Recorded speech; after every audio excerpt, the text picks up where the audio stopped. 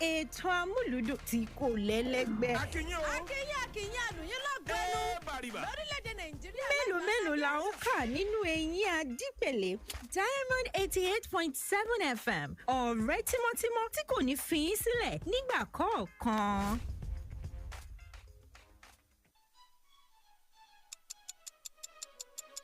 Hour after hour of quality programming all around the clock with us. Every second and minute counts when it comes to bringing you the best of programming on radio. Diamond 88.7 FM remains your best bet. Be it sport, talk radio, entertainment and music. One thing is certain, we've got you. Looking for a reliable, up-to-date source of credible news at all time? Your shining Supreme station is the answer. Stay tuned for the news on the hour by 1 p.m. every day on Diamond 88.7 FM Iroyin. Shining Supreme.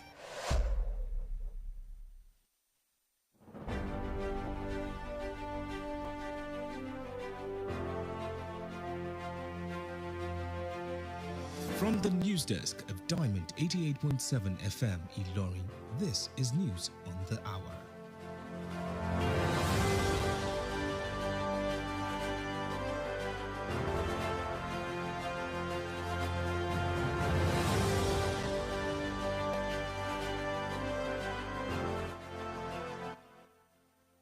In the headlines, Vice President Kashim Shettima announces $163 million loan for wheat production. Federal government to give universities more autonomy to fund activities. Nigeria to prioritize climate change under the Bola Tinubu-led administration. Acting Inspector General of Police announces committee to review firearms licensing and regulations. On the foreign scene, Tanzanian opposition leader Tundu Lissu released on bail. And in the world of sports, Rivers United to face Enyimba in friendly ahead of CAF Confederations Cup. Good afternoon and thanks for staying tuned to Diamond 88.7 FM Iroyin. This is the news on the hour. I am Bisola Oduwole Suleiman. Just stay with us. We'll be right back after this break.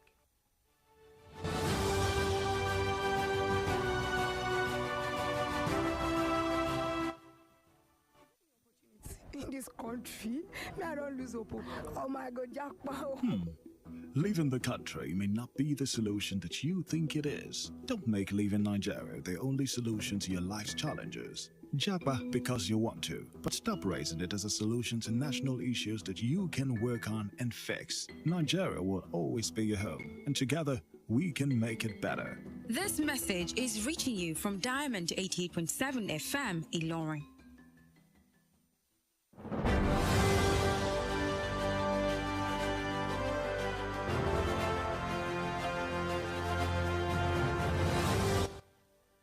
Welcome back from that short break. Kindly note that you can listen to us via our website www.diamondfm.net or watch us live on Facebook at Diamond 887FM and YouTube Diamond FM Iroyin. Now the news in detail. Vice President Kashim Shettima has revealed that the federal government has secured a $163 million loan from the African Development Bank to support wheat production in Nigeria. Shettima made the announcement during a condolence visit to the Emir of Arugungu, Alhaji Sumaila Mera, and the family of the late Sheikh Abubakar Giro. He reaffirmed Tinubu's administration's commitment to fulfilling its promises to Nigerians, particularly in the agricultural sector. Shettima also emphasized that food security would be a top priority for the government and the wheat production support scheme would be launched soon.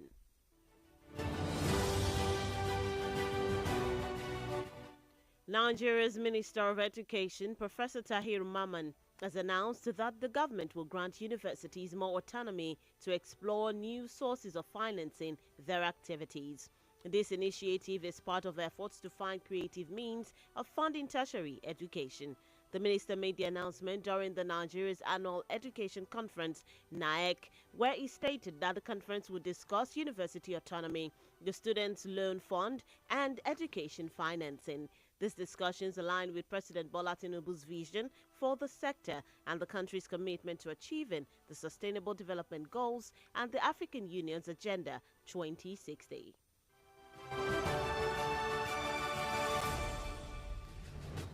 Meanwhile, the Minister of Works, Dave Umahi, has emphasized that the administration of President Bola Tinubu's commitment to providing funds for the construction of quality roads in Nigeria. During his inspection of the ongoing road project in Lagos, Ogun, and Oyo states, the minister expressed the need for concrete technology in road construction. He commended the quality of work done on the Apapa Woroshuki or Jota Road project, a concrete pavement road handled by the Dangote Group under the federal government's tax credit initiative. Umahi also stressed the government's readiness to prioritize the maintenance of all federal roads across the country.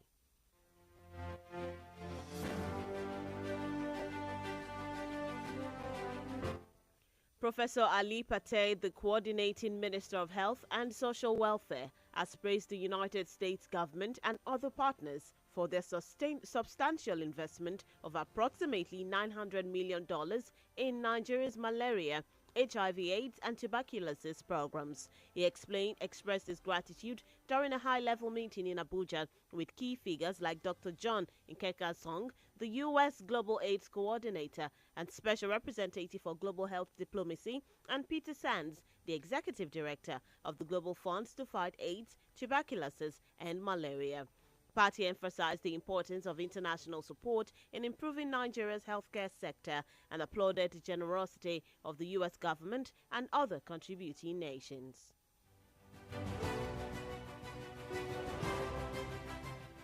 Still on the local scene, Dr. Salisu Dahiru, the Director General of the National Council on Climate Change, has emphasized the importance of addressing climate change under the leadership of Bola Tinubu.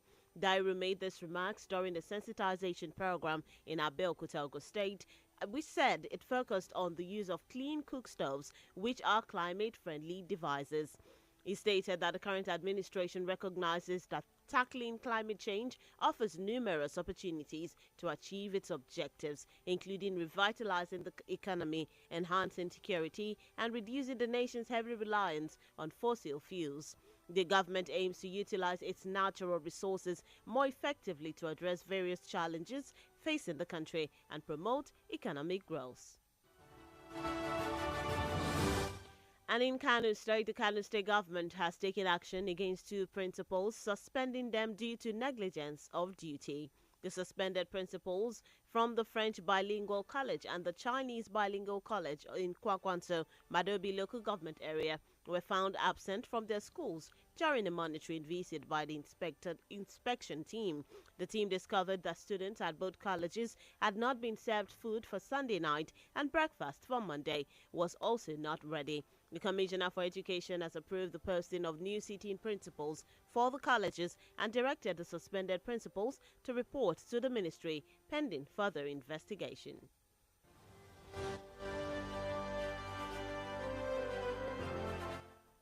The National Assembly Elections Petition Tribunal sitting in Lagos State has invalidated the election victory of Thaddeus Atta from the Labour Party as a duly elected representative for Itiosa Federal Constituency. The tribunal ruled that the elections were inconclusive and directed the Independent National Electoral Commission (INEC) to conduct a supplementary election within 90 days in all polling units where voting did not take place. Bankole Wellington, popularly known as Banky W of the People's Democratic Party (PDP), who was declared the runner-up in the February 2023 election, and the All Progressives Congress (APC's) candidate Ibrahim Babajide Obanikoro had both filed petitions challenging the election results.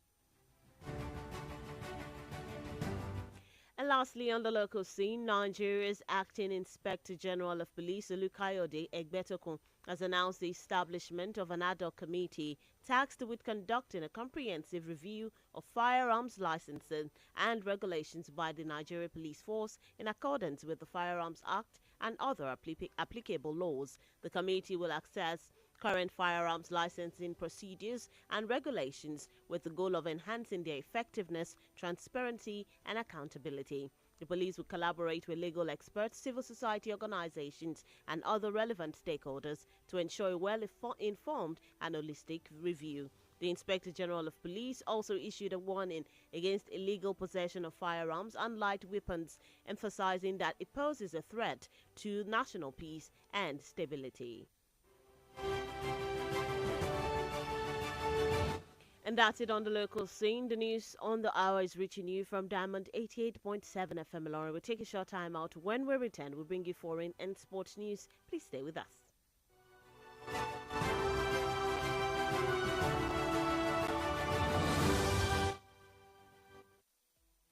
Follow us on social media, Facebook, Twitter, and Instagram at Diamond 87 FM. Diamond FM, shining supreme.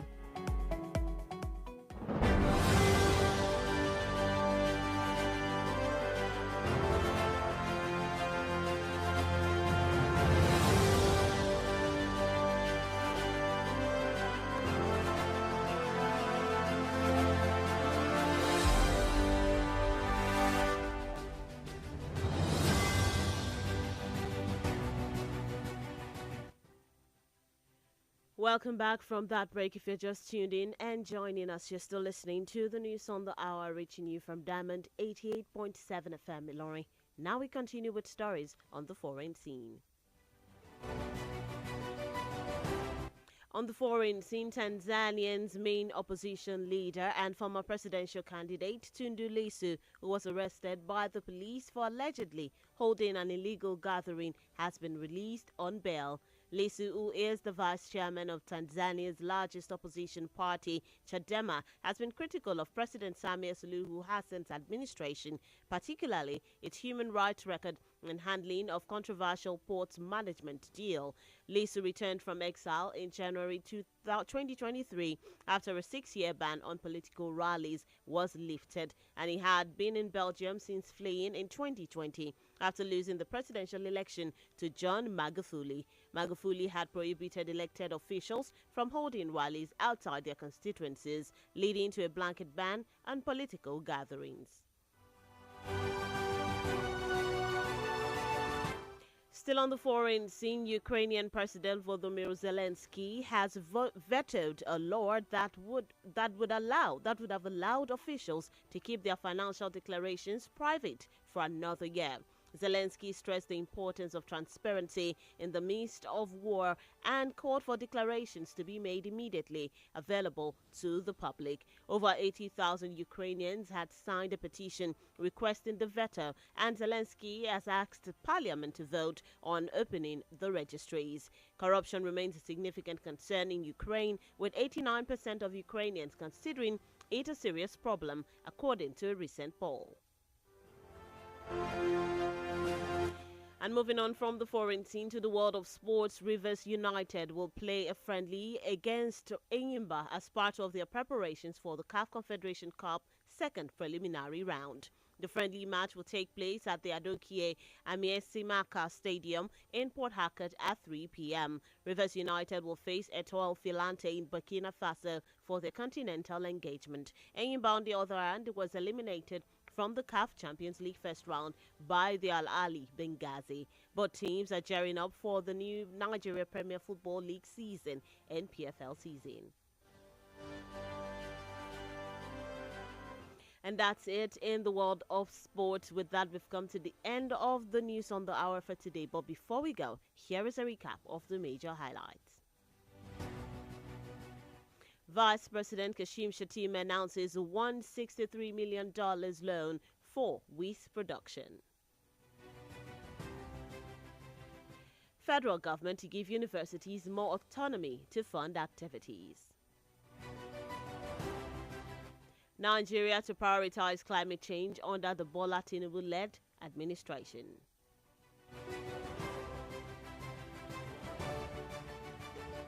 And we also brought to you that the Acting Inspector General of Police has announced a committee to review firearms licensing and regulations. On the foreign scene, we told you that the Tanzanian opposition leader Tundu Lissu has been released on bail.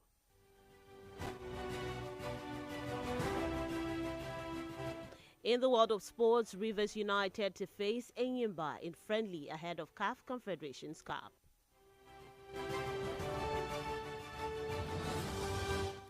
And in our Did You Know segment today, did you know that today in history, on September 12, 1988, Ukraine Hurricane Gilbert slams into Jamaica, killing hundreds of people.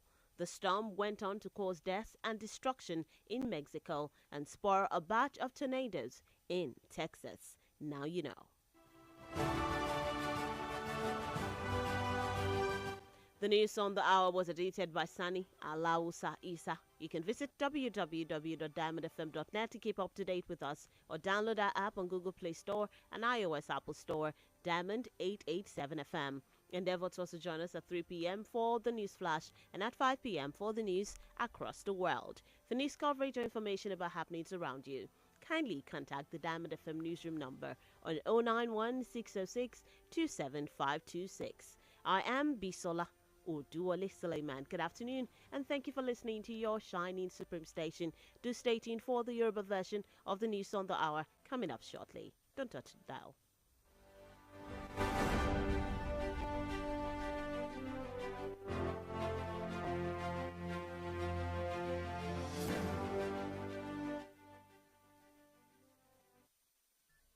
From news to sports, current affairs to entertainment, beautiful music, amazing programs, we got you all covered at Diamond 88.7 FM.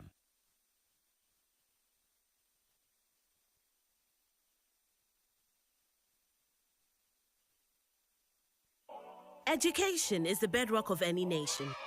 And here at Diamond 88.7, we make it our top priority. In view of this, we've brought you a mouth-watering offer for all primary and secondary schools. School owners can place their adverts with us at affordable prices and get amazing discounts. So, for every 3 slots of school adverts you place, you get 3 more free. Exciting, right? This is one offer you don't want to miss. Offer lasts from now till the 22nd September 2023. Take advantage of this offer and showcase your school to the world. Don't forget, pay for 3 school adverts and get 3 more free. For inquiries, call 091 2929 4332 or 081 2828 6078 or visit our marketing office at Plot 2 New Yidi Road, Irewole de Ilorin, Kwara State. Diamond 87 FM, shining supreme. Orúkọ mi ni Yèyélúà Tóyìn Adégbọlá. Mo sì ti lé ní 50 ọdún láyé àtàyè ìdẹ̀ra. Ìgbòkègbodò mi pọ̀ gan nínú iṣẹ́ tí mo yàn láàyò gẹ́gẹ́ bí òṣèré orí ìtàgé. Kì í sì rẹ̀ mí, bẹ́ẹ̀ ni kì í sú mi. Àwọ̀ mi sì ń jí pépépé sí bí tọmọ tuntun lójoojúmọ́. Ẹ fẹ́ mọ̀dí abájọ. Monomin Plus atẹ́jẹ̀ṣe oògùn tó ń fi epo ẹja cod liver oil ṣẹjọ́ ẹ̀ food supplement ni. Èròjà ẹ peléke, ó ń tara ṣe, ó ń máradán, ó ń jẹ́ kọ́mọdé dàgbà dáadáa, ó sì ń jẹ́ kí àgbàlagbà máa ta kébékébé. Monomin Plus. Monomin Plus fún èròjà tó ń tún inú ara ṣe lẹ́yìn ìwádìí ìmọ̀ ìjìnlẹ̀. A tún fi èròjà cod liver oil epo ẹja sí i ló fi wá di oògùn méjì tá a papọ̀ sínú ẹyọ kan ṣoṣo. La fi ń pè é ní Monomin Plus. Iléeṣẹ́ Tuyi Pharmaceutical Industries Limited. Àwọn tó lórúkọ tó ṣe gbẹ́kẹ̀lé níbi kápò oògùn òyìnbó ló ṣe é. Monomin Plus. Monomin Plus. Lórí ìkànnì rédíò kan náà pẹ̀lú àgbékalẹ̀ tó tún rú gọ́gọ́, Diamond FM Ìlọrin.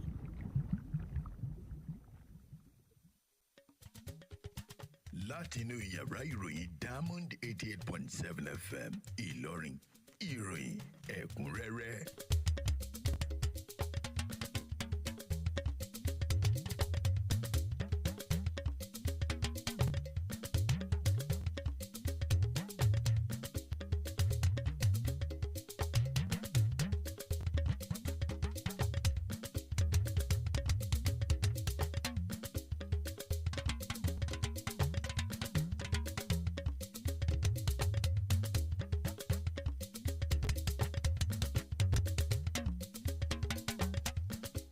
nínú àkójọpọ̀ ìròyìn ọ̀sán tòní.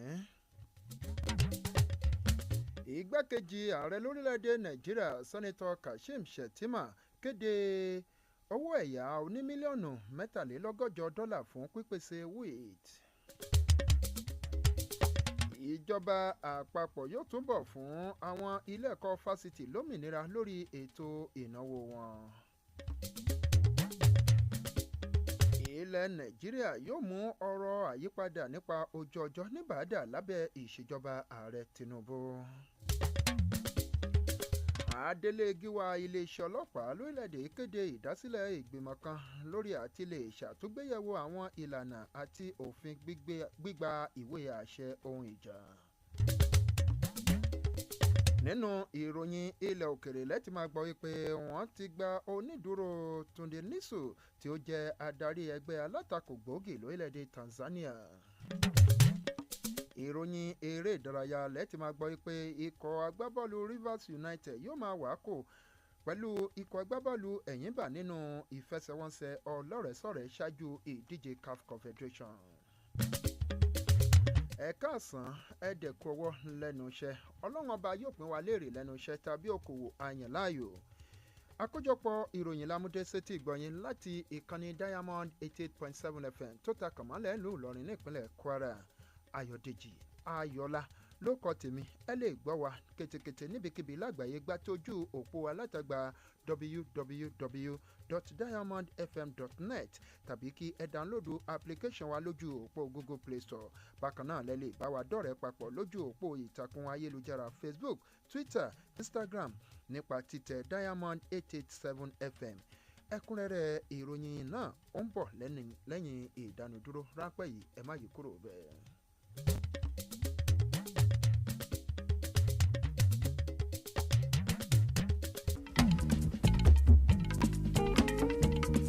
gẹ́gẹ́ bí àkókò ẹ̀rùn ṣe ti kásẹ̀ ńlẹ̀ tá a ti wà lákòókò òjò báyìí ẹ̀yin èèyàn wa ẹ jẹ́ ká ní àkíyèsí tó yẹ gẹ́gẹ́ bí ìgbésí ààbò ara wa nítorí ìfura lóògùn àgbà. Ẹ jọ̀wọ́ ẹ má fọwọ́ kan àwọn ohun tó ń lo iná mọ̀nàmọ́ná nígbà tí ẹ bá wọ ìbọ̀wọ́ tàbí wọ bàtà sẹ́sẹ̀. Ẹ má súnmọ́ bí táwọn okùn iná mọ̀nàmọ́ná bá ti dẹnu kọlẹ̀ torí pé ó léwu púpọ̀. Ẹ jìnnà sábẹ́ igi àbí òpó náà àti ẹ̀rọ transformer bójò bá ń rọ̀. Ẹ rí i dájú pé ẹ ń lo ohun ààbò fáwọn ohun gbogbo tí ń lo náà nílé àbí lọ́fíìsì.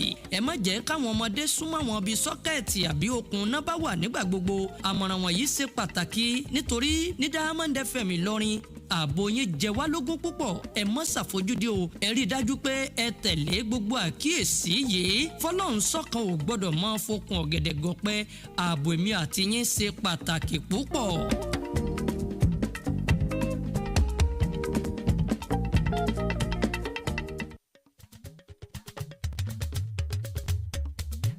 Ẹ káàbọ̀ padà.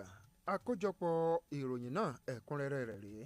Ìgbákejì ààrẹ lórílẹ̀‐èdè yìí sẹ́nitọ́ Kashim Shettima ní ó ti ṣíṣọ́ lójú ọ̀rọ̀ pé ìjọba àpapọ̀ yóò gba owó ẹ̀yáwó tí ó tó bílíọ̀nù lọ́nà $163 látọwọ́ ilé ìfowópamọ́sí onídàgbàsókè ilẹ̀ Áfíríkà láti lè ṣe àtìlẹ́yìn fún pípèsè oúnjẹ wíìtì lórílẹ̀‐èdè yìí. Shettima tí ó kéde ọ̀rọ̀ yìí lákòókò àbẹ̀wò ìbánikẹ́dùn lọ sí ààfin emir tìlú Arungun Alhaji Ismaila Mera àti mọ̀lẹ́bí olóògbé Sheikh Abubakar Giro. Níbẹ̀ ni ó ti padà fìdí ìfarajìn ìṣèjọba ààrẹ Bọ́lá Tinubu múlẹ̀ láti lè tẹ̀lé àwọn ìlérí tí ó ṣe fáwọn ọmọ ilẹ̀ Nàìjíríà ní pàtàkì jùlọ lẹ́ka ètò ọ̀gbìn. Bákan náà ni sẹ́nitọ́ Shettima náà tẹnumọ́ pé ètò ààbò lórí oúnjẹ yóò jẹ́ kókó gbòógì tí yóò mọ̀mú jùlọ lábẹ́ ìṣèjọba ààrẹ Bọ́lá Tinubu. Ní báyìí náà mínísítà fẹ́tò ẹ̀kọ́ lórílẹ̀‐èdè ọ̀jọ̀gbọ́n Tazim Mamman ni ó ti kéde wípé ìjọba yóò fún àwọn ilé ẹ̀kọ́ fásitì lórílẹ̀‐èdè lómìnira túnbọ̀ sí o láti lè wá àwọn ọ̀nà ọ̀tun láti lè máa náwó lórí àwọn ètò okòwò àwọn. Ìgbésẹ̀ yìí ni ó jẹ́ ara ìgbìyànjú láti lè wá ọ̀nà tí yóò máa mówó wọlé fáwọn ilé ẹ̀kọ́ gíga náà. Mínísítà ọ̀hún tí ó kéde ọ̀rọ̀ yìí lákòókò ètò ìpàdé ọlọ́dọọdún àgbágbù lẹ́ka ètò ẹ̀kọ́ lórílẹ̀‐èdè Nàìjíríà, èyí tí ó ṣàlàyé wípé ìjókòó ìpàdé náà yóò jíròrò lórí ìdádúró àwọn ilé ẹ̀kọ́ fásitì náà àti ètò ẹ̀yáwó fáwọn akẹ́kọ̀ọ́ tí ó fi mọ́ ìlànà ìnáwó lórí àwọn ètò ẹ̀kọ́.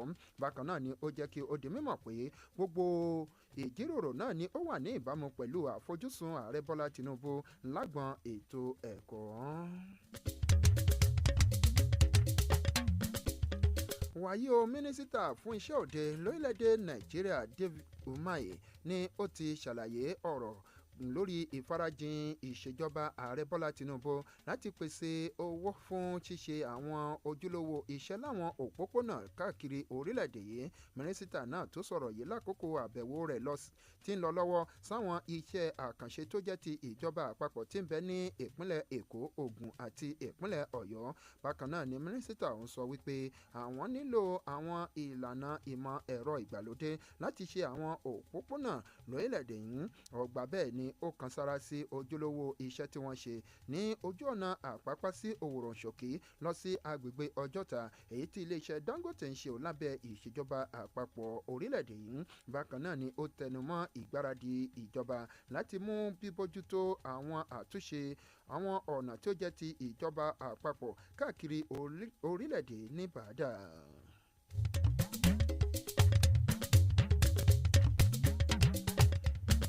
Síbẹ̀ náà mínísítà fẹ́tọ̀ ìlera àti ìgbáyégbádùn àwùjọ ọ̀jọ̀gbọ́n Ali Pate ni ó ti gbóríyìn fún ìjọba orílẹ̀-èdè Amẹ́ríkà àti àwọn alájùmọ̀ṣepọ̀ mìíràn fún kíkówó rọ̀gùnrọ̀gùn tí ó tó $500 sórí àìsàn ibà àti ikọ́ efe tí ó fi mọ́ àrùn HIV lórílẹ̀-èdè Nàìjíríà. Mínísítà náà tí ó fi ìmọ̀lára ìdúpẹ́ rẹ̀ hàn lákòókò ìpàdé kan tí ó wáyé nílùú Àbújá pẹ̀lú àwọn èèkàn bíi dókítà John Ngozong tí ó jẹ́ olùṣàkóso àti aṣojú ilẹ̀ Amẹ́ríkà lórí ètò ìrànlọ́wọ́ ìlera láàrin àwọn orílẹ̀-èdè lágbàáyé àti ọ̀gbẹ́ni Peter Sandy tí ó jẹ́ adarí àgbà àjọ kan tí ń gbógun ti àìsàn ibà, ikọ́fé àti àrùn HIV. Pate lẹ́ni tí ó tẹnumọ́ ọ̀rọ̀ ìṣe pàtàkì àtìlẹ́yìn lágbàáyé lórí àyípadà ètò ìlera lórílẹ̀‐èdè Nàìjíríà. Bákan náà gbóṣùbà ràbàǹdẹ̀ fún orílẹ̀‐èdè Amẹ́ríkà ọ̀hún àti àwọn orílẹ̀‐èdè mìíràn fún ìrànlọ́wọ́ tí wọ́n ṣe ní gbogbo ìgbà. ní báyìí náà dókítà Salisu Dahiru tí ó jẹ́ adarí àgbà àjọ tí ń bójútó àyípadà ojú ọjọ́ lápapọ̀ lórílẹ̀‐èdè yìí ni ó ti tẹ pẹlẹ mọ́ ìṣe pàtàkì wíwá ojútùú sí àyípadà ojú ọjọ́ lábẹ́ ìdarí ààrẹ Bọ́lá Tinubu. Dahiru tí ó sọ àwọn ọ̀rọ̀ wọ̀nyí lákòókò ètò ìtanijí kan tí ó wáyé nílùú Abẹ́òkúta tí ń ṣolúlu ìpínlẹ̀ Ògùn. Ó ṣàlàyé pé ìṣèjọba tí ń bẹ lórí àléfà lọ́wọ́ ni ó ṣe ìdámọ̀ pé gbígbógun ti àyípadà ojú ọjọ́ ní àwọn àǹfààní lọ́lọ́kanòjọ̀kan nínú láti lè ṣe àṣeyọrí àwọn àfojúsùn rẹ̀ tí a ti rí àgbéǹde ètò ọrọ̀ ajé, mímú ètò ààbò dúró re àti àwọn nǹkan míì.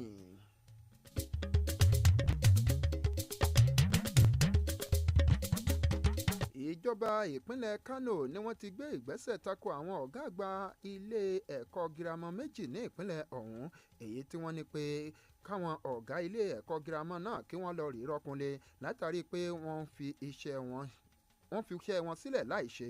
Àwọn ọ̀gá àgbà ilé ẹ̀kọ́ girama náà tí wọ́n ní pé kí wọ́n lọ rí rọ́kúnlé láti rí ìkan láti ilé ẹ̀kọ́ French Bilingual College àti Chinese Bilingual College tí ń bẹ ní ìjọba ìbílẹ̀ Kwankwaso Madibi ní ìpínlẹ̀ ọ̀hún.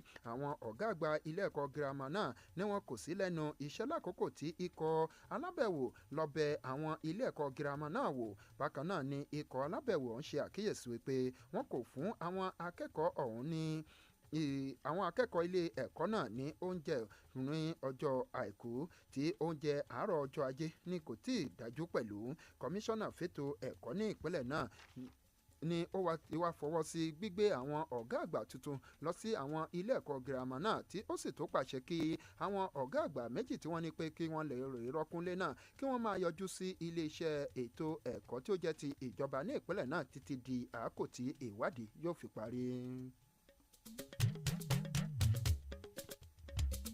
Lọ sí ìpínlẹ̀ Èkó, ilé-ẹjọ́ tí ń gbọ́ awuyewuye lẹ́yìn ètò ìdìbò ilégbìmọ̀ aṣòfin àpapọ̀ èyí tí ó kalẹ̀ sí ìpínlẹ̀ Èkó ni ó ti ní pé ètò ìdìbò tí ó gbé Thaddeus Atta tẹgbẹ́ òṣèlú Labour wọlé sílégbìmọ̀ aṣojú-ṣòfin ilé wa láti lọ́ọ́ ṣojú ẹkùn ìdìbò Etí Ọ̀sà ni kò jẹ́ ojúlówó. Ilé-ẹjọ́ náà dájọ́ pé ètò ìdìbò náà ní kò kógojá tí ó sì pàṣẹ fájọ elétò ìdìbò àpapọ̀ ilé wa láti ṣe àtúndì ìbò láwọn 90 ojútò ètò ìdìbò tí ètò ìdìbò kò ti wáyé. Bankole Wellington tọ́pọ̀ ènìyàn mọ̀ sí Banky W tẹ́gbẹ́ òṣèlú People's Democratic Party lẹ́ni tí wọ́n kéde pé ó jẹ́ ipò kejì nínú ètò ìdìbò náà tí ó wáyé nínú oṣù kejì ọdún 2023 àti Ibrahim Babajide Ọbaníkòrò tẹ́gbẹ́ òṣèlú All Progressives Congress làwọn méjèèjì pẹjọ́ kò tẹ́milọ́rùn tako èsì ìdìbò náà.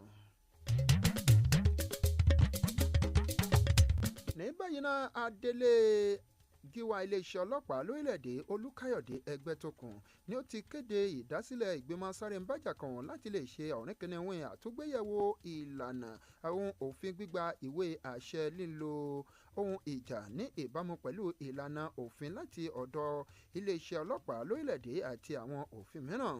Ìgbìmọ̀ náà ni yóò túṣu désàlẹ̀ ìkòkò àwọn ọ̀nà àti ìlànà tí ń lọ lọ́wọ́ lórí gbígba ìwé àṣẹ àwọn nǹkan ìjà pẹ̀lú àfojúsùn nínú àkúnyawọ́ àti ìdúró rẹ̀. Iléeṣẹ́ ọlọ́pàá náà ni yóò ní àjọṣepọ̀ pẹ̀lú àwọn akọ́ṣẹ́mọṣẹ́, àwọn ẹgbẹ́ àwùjọ àti àwọn èèkàn tí ọ̀rọ̀ kàn láti lè rí dájú pé ètò àtúgbéyẹ̀wò náà ni ó lọ ní mẹ̀lọmẹ̀lọ. Bákan náà ni adelé gíwá iléeṣẹ́ ọlọ́pàá náà jáwé ìkìlọ̀ tí ìṣẹ́gbẹ́ ẹbọ ṣẹgbẹ́ ètùtù tako gbígba àwọn ohun ìjà lọ́nà tí kò bá òfin mu. Àkójọpọ̀ ìròyìn lẹ́sìn tẹ́tí sí láti ìkànnì Diamond 88.7 FM tó ta kànmọ́lẹ̀ sílùú Ìlọrin ní ìpínlẹ̀ Kwara. ńgbà tí a bá padà dé láti òdì kejì lẹ́tì máa gbọ́ ìròyìn láti ilẹ̀ òkèrè àti ìròyìn eré ìdárayá. Ẹ má yí kúrò ńbẹ̀, á padà bọ̀ lẹ́yìn ìdánudúró ráńpẹ́ yìí.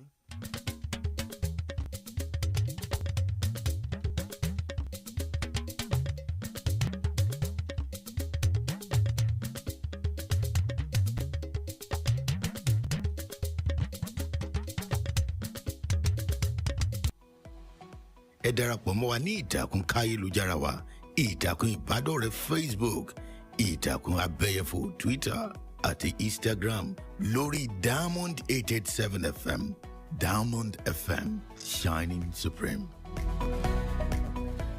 ìròyìn ẹ̀kúnrẹ́rẹ́ láti ilé iṣẹ́ Diamond FM.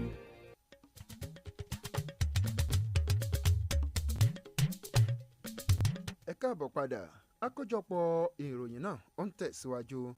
Adarí ẹgbẹ́ alátakò gbòógì lórílẹ̀‐èdè Tanzania tó tún jẹ́ olùdíje tẹ́lẹ̀ rí fún ipò ààrẹ Tundu Lissu lẹ́ni tí wọ́n fòfin gbé látọwọ́ àwọn ọmọ iléeṣẹ́ ọlọ́pàá lórí ẹ̀sùn kíkó àwọn èèyàn jọ láìbófinmu ni ó ti gba onídùúró rẹ̀ báyìí o. Lissu lẹ́ni tí ń ṣe igbákejì alága ẹgbẹ́ alátakò tí ó pọ̀ jùlọ lórílẹ̀‐èdè Tanzania náà ni ó ti ń gbéná wojú ìṣèjọba ààrẹ Samia Suluhu Hassan ní pàtàkì jùlọ lágbọn ètò ẹ̀tọ́ ọmọ ènìyàn àti àwọn ọ̀rọ̀ míì. Lissu tí ó padà dé sórílẹ̀‐èdè ọ̀hún nínú oṣù kínní ọdún yìí lẹ́yìn tí ó ti lọ́ọ́ rí faraṣinko fún ọdún mẹ́fà tí wọ́n ti fi òfin lẹ́yìn ọdún mẹ́fà tí wọ́n ti fòfin dè èyí lórí ètò òṣèlú èyí tí ó mú kí ó lọ sí orílẹ̀‐èdè Belgium lọ́dún 2020 lẹ́yìn tí ó pàdánù ètò ìdìbò ààrẹ sọ́wọ́ John Magufuli. Síbẹ̀ lórí ìròyìn ilẹ̀ òkèèrè, ààrẹ ilẹ̀ Ukraine Volodymyr Zelensky ni ó ti kàn án nípa òfin kan èyí tí yóò fàyè gba àwọn aláṣẹ láti daṣọ́bò ìlànà ìnáwó wọn fún ti ọdún tí yóò tẹ̀lé. Zelensky tí ó tẹnu mọ́ ìṣe pàtàkì jíjẹ́ alákòóyawọ́ nírú àkókò yìí tí orílẹ̀-èdè ń kojú pọ́npọ́nà yan ìgbóguntì àti ìpè kíákíá lórílẹ̀-èdè ọ̀hún kíkéde ìnáwó wọn ní onígbàgbà làṣàǹtà.